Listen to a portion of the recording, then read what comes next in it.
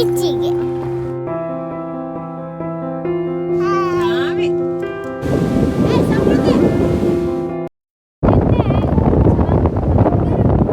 Hi guys, ಎಲ್ಲರೂ ಹೇಗಿದ್ದೀರಾ? ನೀವೆಲ್ಲರೂ ಸೂಪರ್ ಆಗಿದ್ದೀರಾ ಅಂತ ನಾನು ಭಾವಿಸ್ತಾ ಇದ್ದೀನಿ. ಈ ಹೊಸ ಬ್ಲಾಗ್ಗೆ ನಿಮ್ಮೆಲ್ಲರಿಗೂ ಸ್ವಾಗತ ಸುಸ್ವಾಗತ. ನೀವು ಈ ವಿಡಿಯೋ ನೋಡ್ತಾ ಇರೋರು ಇನ್ನೂ ನನ್ನ ಚಾನಲ್ಗೆ ಸಬ್ಸ್ಕ್ರೈಬ್ ಮಾಡ್ಕೊಂಡಿಲ್ಲ ಅಂದರೆ ಈ ಕೂಡಲೇ ಸಬ್ಸ್ಕ್ರೈಬ್ ಮಾಡ್ಕೊಳ್ಳಿ. ಈ ವ್ಲಾಗಲ್ಲಿ ನಾನು ನನ್ನ ಫ್ಯಾಮಿಲಿ ಜೊತೆ ಒನ್ ಡೇ ಟ್ರಿಪ್ ಹೋಗಿದ್ದೆ, ಅದನ್ನು ನಿಮ್ಮ ಜೊತೆ ಶೇರ್ ಮಾಡ್ತಾ ಇದ್ದೀನಿ.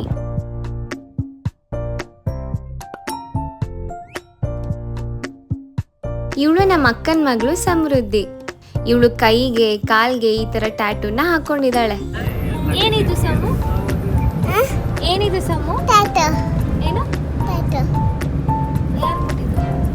ನಾನು ತೆಗೆದಿದ್ದೆ.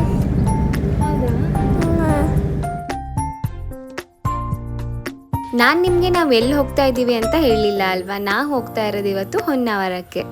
ಸಾಗರದಿಂದ ಹೊನ್ನಾವರ 90 ಕಿಲೋಮೀಟರ್ಸ್, ಒಂದು 2 ಗಂಟೆ ಬೇಕು. ನಾವು ಹೋಗೋ ದಾರಿಯಲ್ಲಿ ಸೈಡಿಗೆ ನಿಲ್ಲಿಸಿ ಕಾಲ್ ಕೆಳಗೆ ನೋಡ್ತೀವಿ ಈ ತರ ಇಂಬ್ಲಗಳು. ನನಗಂತೂ ನೋಡಿನೇ ಭಯ ಆಗೋಯ್ತು. ನೋಡಿ ಹೆಂಗ್ ಹೋಗ್ತಾ ಇದೆ ಅದು. ನೋಡಿ ಇಲ್ಲೇ ನಿಲ್ಸಿದ್ದು ನಾವು ಕತ್ಲೆಕಾನ್ ಹತ್ರ. ಇವಾಗ ನಾವು ಗಾಡಿ ಸ್ಟಾರ್ಟ್ ಮಾಡ್ಕೊಂಡು ಬೇಗ ಡೆಸ್ಟಿನೇಷನ್ಗೆ ಹೋಗೋಣ.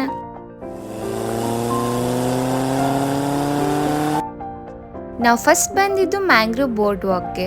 ನೀವಿಲ್ಲಿ ಎಂಟ್ರಿ ಆಗ್ತಿದ್ದಂಗೆ ಬೋಟಿಂಗ್ ಅವರಂತೂ ನಿಮ್ಗೆ ಬಿಡೋದೇ ಇಲ್ಲ. ಬನ್ನಿ ಬನ್ನಿ ಬನ್ನಿ ಅಂತ ಕರೀತಾನೆ ಇರ್ತಾರೆ. ನೀವು ನೋಡ್ತಾ ಇರ್ಬೋದು. ಅಲ್ಲೋಡಿ ಮುಂದೆ ಇರೋ ನಮ್ಮ ಅಣ್ಣನ ಕಾರ್ಗೆ ಪಾಂಪ್ಲೆಟ್ ಕೊಡ್ತಾ ಇದ್ದಾರೆ. ನಾವಿಲ್ಲಿ ಎಂಟರ್ ಆಗ್ತಿದ್ದಂಗೆ ನಮಗೇನೋ ಗೊತ್ತಿರಲ್ಲ, ಪ್ರೈಸು ಗೀಸು ಏನೂ ಗೊತ್ತಿರಲ್ಲ. ನಾವು ಬರ್ತೀವಿ, ಅವರು ಈ ಥರ ಪ್ರೈಸ್ ಇಷ್ಟು ಅಂತ ಹೇಳಿ ಹೋಗಿ ಚೆನ್ನಾಗಿರುತ್ತೆ ಫ್ಯಾಮಿಲಿ ಜೊತೆ ಅಂತೆಲ್ಲ ನಮಗೆ ಬಗ್ರ ಮಾಡಕ್ಕೆ ಕಾಯ್ತಾ ಇರ್ತಾರೆ. ಇವರು ಎಂಟ್ರೆನ್ಸಲ್ಲಿ ತುಂಬ ಜನ ಇರ್ತಾರೆ, ತುಂಬ ಬೇರೆ ಬೇರೆ ಬೋಟ್ ಅವರೆಲ್ಲ. ನೀವು ಹೋಗ್ತಾ ಹೋಗ್ತಾ ಕೆಲವೊಬ್ರು ಸಿಗ್ತಾರೆ, ಅವ್ರು ಇನ್ನೂ 100 ರೂಪೀಸ್ 200 ರೂಪೀಸ್ ಕಡಿಮೆ ಹೇಳ್ತಾನೆ ಹೋಗ್ತಾರೆ. ಸೊ ನೀವು ಸ್ಟಾರ್ಟಿಂಗ್ಗೆ ಫಿಕ್ಸ್ ಆಗೋದೇನು ಬೇಕಾಗಿಲ್ಲ, ನಿಮಗೆ ಲಾಸ್ಟ್ ತನಕನೂ ಚಾಯ್ಸ್ ಇದೆ. ಯಾರು ಕಡಿಮೆ ಹೇಳ್ತಾರೆ ಆ ಬೋಟ್ಗೆ ನೀವು ಹೋಗ್ಬೋದು. ನಾವಿಲ್ಲಿ ಗಾಡಿಗಳನ್ನ ಪಾರ್ಕ್ ಮಾಡಿ ಇವಾಗ ಮ್ಯಾಂಗ್ರೋವ್ ಬೋರ್ಡ್ ವಾಕಿಗೆ ಹೋಗೋಣ. ಇವಳು ನಕ್ಷಾ, ನಮ್ಮ ಅಣ್ಣನ ಮಗಳು. ಹಾಯ್, ಬೀಚಿಗೆ ಬಂದಿದ್ದೆ. ಎಲ್ಲಿಗೆ ಬಂದಿದೆ ನಕ್ಷಾ? ಬೀಚಿಗೆ.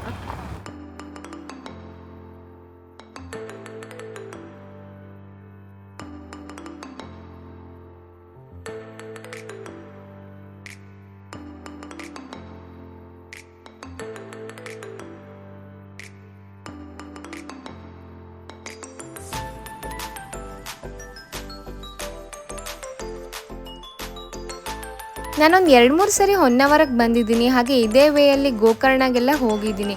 ಆದರೆ ಮ್ಯಾಂಗ್ರೋವ್ ಬೋರ್ಡ್ ವಾಕಿಗೆ ಇದೇ ಫಸ್ಟ್ ಟೈಮ್ ಬರ್ತಾ ಇರೋದು ನಾನು. ಇದೊಂಥರ ಫೋಟೋಶೂಟ್ಗೆ ಒಂಥರ ಫೇಮಸ್ ಜಾಗ ಅಂತಲೇ ಹೇಳ್ಬೋದು. ತುಂಬ ಜನ ಪ್ರೀ ವೆಡ್ಡಿಂಗ್ ಫೋಟೋಶೂಟ್ನ ಇಲ್ಲೇ ಮಾಡಿಸ್ತಾರೆ. ನಮ್ಮ ಅಕ್ಕ ಕೂಡ ಇಲ್ಲೇ ಮಾಡಿಸಿದ್ಲು. ಬಟ್ ಈ ಪ್ಲೇಸ್ ತುಂಬಾ ಬ್ಯುಸಿಯಾಗಿರುತ್ತೆ. ಯಾವಾಗಲೂ ನೀವು ನೋಡ್ತಾ ಇರ್ಬೋದು ಎಷ್ಟೊಂದು ಜನ ಇದ್ದಾರೆ ಅಂತ. ನೀವು ಈ ಬೋರ್ಡ್ ನೋಡ್ತಾ ಇರ್ಬೋದು. ಈ ಗಿಡದ ಹೆಸರು ಏನೋ ಕ್ಯಾಂಡೇಲಿಯಾ ಕ್ಯಾಂಡಲ್ ಅಂತೆ. ಇದು ಮ್ಯಾಂಗ್ರೋವ್ ಗಿಡಗಳಲ್ಲಿ ಒಂದು ಟೈಪ್ ಅಂತೆ. ನೋಡಿ ಇನ್ನೊಂದು ಹಾಕಿದ್ದಾರೆ ಇಲ್ಲಿ. ನೀವು ನೋಡ್ತಾ ಇರ್ಬೋದು ಈ ಮರಗಳ ಎಲೆ ಆಗಿರ್ಬೋದು, ಹೂಗಳಾಗಿರ್ಬೋದು ತುಂಬ ಡಿಫ್ರೆಂಟ್ ಇದೆ ನಾರ್ಮಲ್ ಇರೋ ಮರಗಳಿಗಿಂತ. ಬಟ್ ತುಂಬಾ ಗಲೀಜಿತ್ತು ಇಲ್ಲಿ. ನಿಮಗೆ ಒಂಥರ ಬ್ಯಾಡ್ ಸ್ಮೆಲ್ ಬರ್ತಾ ಇತ್ತು. ಆ ನೀರೆಲ್ಲ ಕೊಳ್ತಿ ಒಂಥರ ಏನೋ ಚೆನ್ನಾಗಿರಲಿಲ್ಲ. ಆ್ಯಕ್ಚುಲಿ ಆ ವಾಕಲ್ಲಿ ಆ ಸ್ಮೆಲ್ ಒಂದು ನಮಗೆ ಸಹಿಸ್ಕೊಳ್ಳೋಕ್ಕಾಗ್ತಾ ಇರಲಿಲ್ಲ. ಈ ಬೋರ್ಡಲ್ಲಿ ನೀವು ನೋಡ್ಬೋದು ಮ್ಯಾಂಗ್ರೋವ್ ಪ್ಲ್ಯಾಂಟ್ಸಿಗಿರೋ ಒಂದು ಸ್ಪೆಷಾಲಿಟಿ. ಈ ಪ್ಲ್ಯಾಂಟ್ಸ್ಗೆ ಸಾಲ್ಟ್ ಟಾಲರೆನ್ಸ್ ಇರುತ್ತೆ, ಅಂದರೆ ಉಪ್ಪು ಸಹಿಷ್ಣುತೆ. ಈ ಗಿಡಗಳಿಗೆ ಉಸಿರಾಟಕ್ಕಂತಲೇ ಸೆಪ್ರೇಟ್ ಒಂದು ಬೇರ್ ಇರುತ್ತಂತೆ, ಅದು ಜಲದಿಂದ ಮೇಲೆ ಬಂದಿರುತ್ತಂತೆ. ಅದಕ್ಕೆ ನ್ಯೂಮಟೋಫೋರ್ಸ್ ಅಂತ ಹೇಳ್ತಾರೆ. ಹಾಗೆ ಈ ಗಿಡಗಳು ಸಮುದ್ರ ಜಲಮಟ್ಟನ ಸಮರ್ಥವಾಗಿ ತಡೆಯುತ್ತಂತೆ. ಇದರಲ್ಲಿ ಕೆಲವೊಂದು ಮೆಡಿಸಿನಲ್ ಪ್ಲಾಂಟ್ಸ್ ಕೂಡ ಇದಾವಂತೆ. ಹಾಗೆ ಈ ಮರಗಳು ಈ ಥರ ನೀರಿರೋ ಜಾಗದಲ್ಲೂ ಬೆಳೆಯುತ್ತಂತೆ. ಹಾಗೆ ತುಂಬಾ ಕಾರ್ಬನ್ ಡೈಆಕ್ಸೈಡ್ನ ಅದು ತಗೊಂಡು ಪರಿಸರನ ಶುದ್ಧ ಮಾಡತ್ತಂತೆ. ಬಟ್ ನಾವು ಮನುಷ್ಯರು ನಮಗೆ ಇಷ್ಟೆಲ್ಲ ಒಳ್ಳೇದು ಮಾಡ್ತಿರೋ ನೇಚರ್ನ ಪೊಲ್ಯೂಟ್ ಮಾಡಿ ಅದನ್ನು ಹಾಳು ಮಾಡ್ತಾ ಇದ್ದೀವಿ.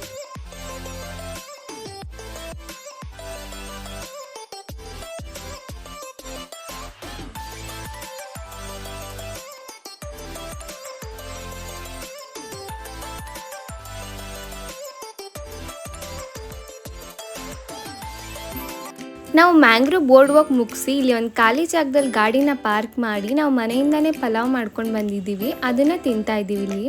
ಈ ಖಾಲಿ ಜಾಗದಲ್ಲಿ ಒಂದು ಮನೆ ಇತ್ತು, ಅದೊಂಥರ ಹಾಳು ಮನೆ ಇದ್ದಂಗಿದೆ. ಸೊ ಅದು ಸ್ವಲ್ಪ ನೋಡಿ ಭಯ ಆಯಿತು. ಹಾಗೆ ನಮಗೆ ಇಲ್ಲಿ ದಾರಿಯಲ್ಲಿ ಬರ್ತಾ ಒಬ್ಬರು ಸಿಕ್ಕರು ಬೋಟ್ ಅವ್ರು ನಮಗೆ ಎಷ್ಟು ಪ್ರೈಸ್ ಹೇಳಿದ್ರಲ್ಲ ಮುಂಚೆ ಸ್ಟಾರ್ಟಿಂಗಲ್ಲಿ, ಅದಕ್ಕಿಂತ ಒಂದು 400-500 ಕಡಿಮೆ ಹೇಳಿದ್ರು. ಸೊ ಅದಕ್ಕಾಗಿ ನಾವು ಇವಾಗ ಅಲ್ಲಿ ಬೋಟಿಂಗ್ ಹೋಗ್ತಾ ಇದ್ದೀವಿ. ಇಲ್ಲಿ ನೋಡಿ ಎಷ್ಟು ಗಲೀಜಿದೆ, ಪ್ಲಾಸ್ಟಿಕ್ ಬಾಟಲ್ಸ್ ಆಗಿರ್ಬೋದು, ಕವರ್ಸ್ ಆಗಿರ್ಬೋದು, ಫುಲ್ ಗಲೀಜಾಗಿಬಿಟ್ಟಿದೆ. ಇಲ್ಲಿ ಬಂದಿರೋರೇ ಇದೆಲ್ಲ ಗಲೀಜು ಮಾಡಿರೋದು, ನೀವು ನೋಡ್ತಾ ಇರ್ಬೋದು. ನಮಗೆ ಅವ್ರು ಹೇಳಿರೋ ಈ ಬೋಟಲ್ಲಿ ಆರಾಮ್ಸೆ 3 ಜನ ಹೋಗ್ಬೋದಂತೆ, ಬಟ್ ನಾವು ಅಷ್ಟೊಂದು ಜನ ಏನು ಇರಲಿಲ್ಲ. ಸೊ ನಾವು ನಮ್ಮ ಫ್ಯಾಮಿಲಿಯವರೆಲ್ಲ ಒಂದೇ ಬೋಟಲ್ಲೇ ಹೋಗ್ತಾ ಇದ್ದೀವಿ.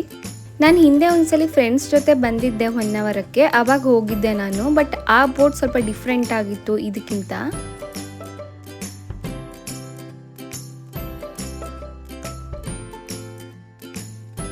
ನಿಮಗೆ ಕೇರಳ ಹೋಗೋಕ್ಕೆ ದೂರ ಅನಿಸಿದ್ರೆ ನೀವು ಹೊನ್ನಾವರಕ್ಕೆ ಹೋಗ್ಬೋದು. ಇದು ಕೇರಳ ಥರನೇ ಇದೆ, ನೀವು ನೋಡ್ಬೋದು. ಸೈಡಿಗೆಲ್ಲ ಫುಲ್ ತೆಂಗಿನ ಮರಗಳಿದೆ. ಆಮೇಲೆ ಈ ಬೋಟಲ್ಲಿ ಹೋಗ್ತಾ ಇದ್ರೆ ಅದೇ ಫೀಲ್ ಬರುತ್ತೆ. ನಮ್ಮೂರು ಸಾಗರಕ್ಕೆ ಹತ್ತಿರ ಇರೋ ಬೀಚ್ ಅಂದರೆ ಇದೇ ಹೊನ್ನಾವರ ಎಕೋ ಬೀಚ್. ಬೀಚ್ಗೆ ಹೋಗಬೇಕು ಅಂತ ಅನಿಸ್ದಾಗೆಲ್ಲ ನಾವು ಈ ಬೀಚ್ಗೆ ಹೋಗ್ಬೋದು. ಸಾಗರದಿಂದ ಒಂದು 2 hours ಜರ್ನಿ. ಹೊನ್ನಾವರದಲ್ಲಿರೋ eco beach blue flag beach. ಹೊನ್ನಾವರಕ್ಕೆ ಅನ್ಟಚ್ಡ್ ಹೆವೆನ್ ಅಂತ ಹೇಳ್ತಾರೆ. ನೀವು ಹೊನ್ನಾವರ ಬಂದಾಗ ಶರಾವತಿ ಹ್ಯಾಂಗಿಂಗ್ ಬ್ರಿಡ್ಜ್, ಹಾಗೆ ಅಪ್ಸರಕೊಂಡ, ಎಕೋ ಬೀಚ್, ಆಮೇಲೆ ಮ್ಯಾಂಗ್ರೋವ್ ಬೋರ್ಡ್ ವಾಕ್, ಈ ಥರ ತುಂಬ ಪ್ಲೇಸಸ್ ಇದೆ. ಅದೆಲ್ಲದಕ್ಕೂ ನೀವು ಹೋಗ್ಬೋದು. ನೀವು ಯಾರೆಲ್ಲ ಇನ್ನೂ ಹೊನ್ನಾವರ ಬಂದಿಲ್ಲ ನೋಡಿ, ಆದಷ್ಟು ಬೇಗ ಹೊನ್ನಾವರ ಟ್ರಿಪ್ ಪ್ಲ್ಯಾನ್ ಮಾಡಿ. ನೋಡಿ ಇವ್ರ ಮನೆ ಎಲ್ಲ ಇಲ್ಲಿ ಸೈಡಿಗೆ ಇದೆ, ಚೆನ್ನಾಗಿರುತ್ತಲ್ವ ಇಲ್ಲಿ ಮನೆ ಇರೋದು. ಈ ಮನೇಲೆಲ್ಲ ಇರೋರಿಗೆ ಈ ಬೋಟ್ ಎಲ್ಲ ಕಾಮನ್ ಆಗಿಬಿಟ್ಟಿರತ್ತೆ ಅನ್ಸತ್ತೆ. ನೋಡಿ ಈ ಸೀನ್ ನೀವು ನೋಡ್ತಾ ಇದ್ರೆ ನಾನು ಕೇರಳ ವಿಡಿಯೋ ನೋಡಿರೋ ನೆನಪಾಗ್ತಾ ಇಲ್ವಾ? ನೋಡಿ ಅದಕ್ಕೆ ಹೇಳಿದ್ದು ನಾನು, ಕೇರಳ ವಿಸಿಟ್ ಮಾಡೋಕ್ಕಾಗಿಲ್ಲ ಅಂದರೆ ಅಟ್ಲೀಸ್ಟ್ ಹೊನ್ನಾವರ ಆದರೂ ಹೋಗಿ ಬನ್ನಿ. ನಮ್ಮ ರೈಡ್ ಮುಗೀತಾ ಇದ್ದಂಗೆ ಇಲ್ಲಿ ಸೈಡಿಗೆ ತಂದು ನಿಲ್ಲಿಸ್ತಾರೆ. ನೀವು ನೋಡ್ತಾ ಇರ್ಬೋದು ಎಷ್ಟೊಂದು ಬೋಟ್ಗಳನ್ನ ನಿಲ್ಲಿಸಿದ್ದಾರೆ ಅಂತ.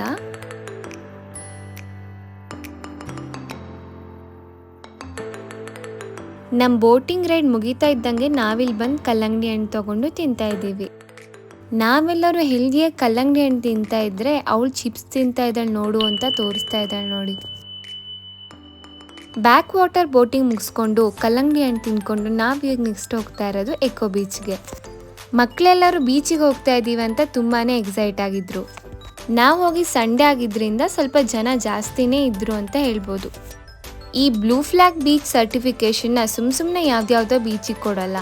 Foundation for environmental education ಸ್ಟ್ಯಾಂಡರ್ಡ್ಸ್ನ meet ಮಾಡೋ ಬೀಚ್ಗೆ ಕೊಡ್ತಾರೆ. ಇದರಲ್ಲಿ ವಾಟರ್ ಕ್ವಾಲಿಟಿ, ಸೇಫ್ಟಿ ಹಾಗೆ ಪಬ್ಲಿಕ್ ಎನ್ವೈರ್ನ್ಮೆಂಟಲ್ ಎಜುಕೇಷನ್ ಎಲ್ಲಾನು ಇನ್ಕ್ಲೂಡ್ ಆಗಿರುತ್ತೆ.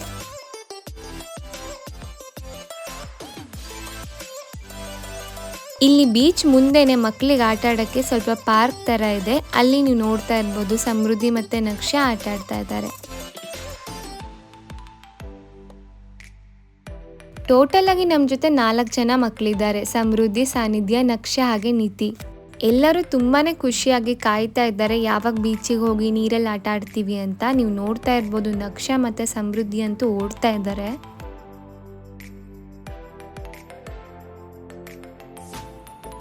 ಅವ್ರಿಗೆ ನಾವು ಜಾಸ್ತಿ ದೂರ ಬಿಡಲಿಲ್ಲ, ಕೈ ಹಿಡ್ಕೊಂಡೇ ಆಟ ಆಡಿಸಿದ್ವಿ. ಯಾಕಂದರೆ ತುಂಬ ಜೋರಾಗಿ ಅಲೆ ಬಂದರೆ ಅವ್ರು ಬಿದ್ದುಬಿಡ್ತಾ ಇದ್ರು.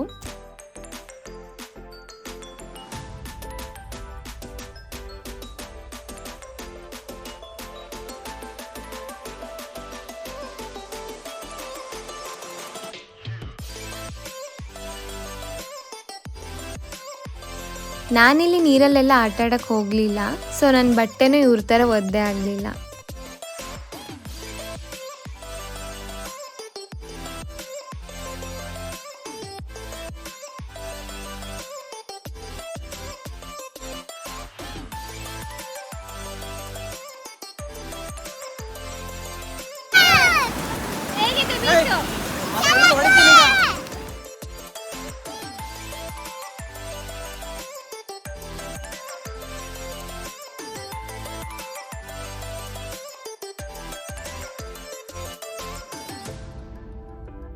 ಎಕೋ ಬೀಚಿಂದ ಮುರುಡೇಶ್ವರಕ್ಕೆ 20 ಕಿಲೋಮೀಟರ್ ಅಷ್ಟೇ. ಸೊ ನಾವು ಇಲ್ಲೇ ಬಂದಿದ್ದೀವಲ್ಲ, ಇನ್ನೇನು ಮುರುಡೇಶ್ವರನೇ ಹೋಗೋಣ ಅಂತ ಬಂದ್ವಿ. ನಾವು ಮುರುಡೇಶ್ವರ ರೀಚ್ ಆಗ್ತಾ ಇಲ್ಲ 4:15 ಗಂಟೆ ಆಗಿತ್ತು. ಹಾಗೆ ಸಂಡೇ ಆಗಿದ್ರಿಂದ ತುಂಬಾ ಟ್ರಾಫಿಕ್ ಇತ್ತು, ತುಂಬಾ ವೆಹಿಕಲ್ಸ್ ಇತ್ತು. ಇಲ್ಲಿ ಜಾತ್ರೆ ನಡೆಯೋದಿತ್ತು, ಅದಕ್ಕೋಸ್ಕರ ಇಲ್ಲಿ ಎಲ್ಲ ತಯಾರಿ ಮಾಡ್ಕೊಳ್ತಾ ಇದ್ರು. ನೋಡ್ತಾ ಇರ್ಬೋದು ಪೇಂಟ್ ಮಾಡ್ತಾ ಇದ್ದಾರೆ. ನೀವು ನೀಟಾಗಿ ಡಿಫ್ರೆನ್ಶಿಯೇಟ್ ಮಾಡ್ಬೋದು ಎಲ್ಲೆಲ್ಲಿ ಪೇಂಟ್ ಮಾಡಿದ್ದಾರೆ ಎಲ್ಲೆಲ್ಲಿ ಮಾಡಿಲ್ಲ ಅಂತ. ಹಾಗೆ ಅಷ್ಟೇ ಎತ್ತರದ ಬಿಲ್ಡಿಂಗಿಗೆ ಅಲ್ಲಿ ಹೋಗಿ ಪೇಂಟ್ ಮಾಡಿದ್ರೆ ಎಷ್ಟು ಕಷ್ಟ ಅಲ್ವಾ. ಅಲ್ಲಿ ಒಂಥರ ಈ ಥರ ಕಬ್ಬಿಣದ ನೇಣಿ ಥರ ಹಾಕ್ಕೊಂಡಿದ್ದಾರೆ, ನೀವು ನೋಡ್ಬೋದು. ಇಲ್ಲಿ ದೇವಸ್ಥಾನದ ಮುಂದ್ಗಡೆನೇ ಒಂದು ಹೋಟೆಲ್ ಇದೆ, RNS ಹೋಟೆಲ್ ಅಂತ, RN ಶೆಟ್ಟಿ ಅವ್ರದ್ದು. ಸೊ ನಾವು ಅಲ್ಲಿಗೆ ಬಂದು ಕಾಫಿ ಕುಡಿತಾ ಇದ್ದೀವಿ ಇವಾಗ. ನೀವು ನೋಡ್ಬೋದು ಇಲ್ಲಿಂದ ಇಷ್ಟು ಜನ ಇದ್ದಾರೆ ಬೀಚಲ್ಲಿ ಅಂತ.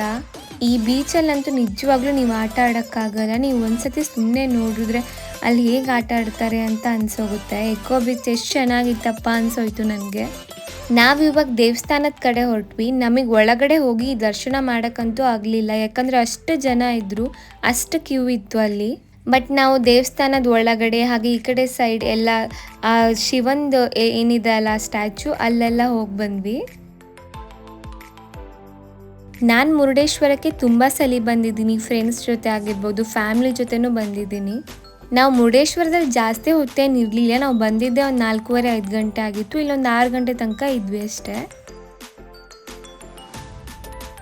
ಹಾಗೆ ಇಲ್ಲಿಂದ ವಾಪಸ್ ಹೋಗ್ತಾ ನಮಗೆ ಸ್ವಲ್ಪ ಹಸಿವಾಗಿತ್ತು, ಹಾಗೆ ಮೀನು ತಿನ್ನೋಣ ಅಂತ ಹೇಳಿ ಇಲ್ಲಿ ಫಿಶ್ ಫ್ರೈ ಮತ್ತು ಚಿಕನ್ ಎಲ್ಲ ತಿಂದ್ವಿ. ನಿಮಗೆ ಈ ಕಡೆ ಸೈಡೆಲ್ಲ ಬಂದರೆ ತುಂಬ ಫ್ರೆಶ್ ಆಗಿರೋ ಫಿಶ್ಶೇ ಸಿಗುತ್ತೆ. ಬಟ್ ಇದರಲ್ಲೂ ಕೆಲವೊಬ್ರು ಮೋಸ ಮಾಡೋರು ಇರ್ತಾರೆ, ಬಟ್ ನಮಗೆ ಫ್ರೆಶ್ ಆಗಿರೋ ಫಿಶ್ಶೇ ಕೊಟ್ಟಿದ್ರು.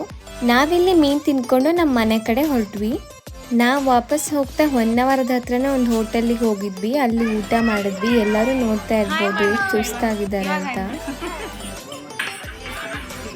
ಇಲ್ಲಿ ಎಲ್ಲರೂ ಫಿಶ್ ಥಾಲಿ ತೊಗೊಂಡಿದ್ವಿ, ಬಟ್ ಫುಡ್ ಅಷ್ಟು ಚೆನ್ನಾಗಿರಲಿಲ್ಲ. ಇಲ್ಲಿ 1 ಬೌಲ್ ರೈಸು, ಫಿಶ್ ಕರಿ, ಹಾಗೆ ಫಿಶ್ ಫ್ರೈ, ಕರ್ಡ್, ಚಟ್ನಿ ಪುಡಿ ಥರ ಕೊಟ್ಟಿದ್ರು. ಅಲ್ಲಿ ನಾವು ತಿಂದಿದ್ದ ಫಿಶ್ಗೂ ಇಲ್ಲಿ ತಿಂತಾ ಇರೋ ಫಿಶ್ಗೂ ಈಸಿಯಾಗಿ ಡಿಫ್ರೆನ್ಸ್ ಗೊತ್ತಾಗ್ತಾ ಇತ್ತು. ನಾವಿಲ್ಲಿ ಊಟ ಮಾಡಿ ನಮ್ಮ ಡೇ ಹಾಗೆ ನಮ್ಮ ಟ್ರಿಪ್ನ ಎಂಡ್ ಮಾಡಿದ್ವಿ. ನಾನು ಕೂಡ ನನ್ನ 1 ಡೇ ಫ್ಯಾಮಿಲಿ ಟ್ರಿಪ್ ವ್ಲಾಗ್ನ ಇಲ್ಲಿಗೆ ಎಂಡ್ ಮಾಡ್ತಾ ಇದ್ದೀನಿ. ನಿಮಗೆ ಈ ನನ್ನ ವ್ಲಾಗ್ ಇಷ್ಟ ಆಗಿದ್ರೆ ಈ ಕೂಡಲೇ ಲೈಕ್ ಮಾಡಿ, ಹಾಗೆ ನಿಮ್ಮ ಅನಿಸಿಕೆ ಮತ್ತು ಅಭಿಪ್ರಾಯಗಳನ್ನು ಕಮೆಂಟ್ ಮಾಡಿ ತಿಳಿಸಿ. ನೀವು ಇನ್ನೂ ನನ್ನ ಚಾನಲ್ಗೆ ಸಬ್ಸ್ಕ್ರೈಬ್ ಮಾಡಿಲ್ಲ ಅಂದರೆ ಈ ಕೂಡಲೇ ಸಬ್ಸ್ಕ್ರೈಬ್ ಮಾಡಿಕೊಡಿ. ಹಾಗೆ ನಿಮ್ಮ ಫ್ರೆಂಡ್ಸ್ ಮತ್ತು ಫ್ಯಾಮಿಲಿಗೆ ನನ್ನ ಈ ವಿಡಿಯೋನ ಶೇರ್ ಮಾಡಿ. ನೀವು ನನ್ನ ಇನ್ಸ್ಟಾಗ್ರಾಮಲ್ಲಿ ಕೂಡ ಫಾಲೋ ಮಾಡ್ಬೋದು, ಲಿಂಕ್ ಡಿಸ್ಕ್ರಿಪ್ಷನಲ್ಲಿದೆ, ಚೆಕ್ ಮಾಡಿ. ನಾನು ನಿಮಗೆ ಮುಂದಿನ ವಿಡಿಯೋ ಜೊತೆ ಸಿಗ್ತೀನಿ. ಅಲ್ಲಿ ತನಕ ಎಲ್ಲರೂ ಖುಷಿಯಾಗಿರಿ, ಹ್ಯಾಪಿಯಾಗಿರಿ. ಜೈ ಶ್ರೀ ಕೃಷ್ಣ.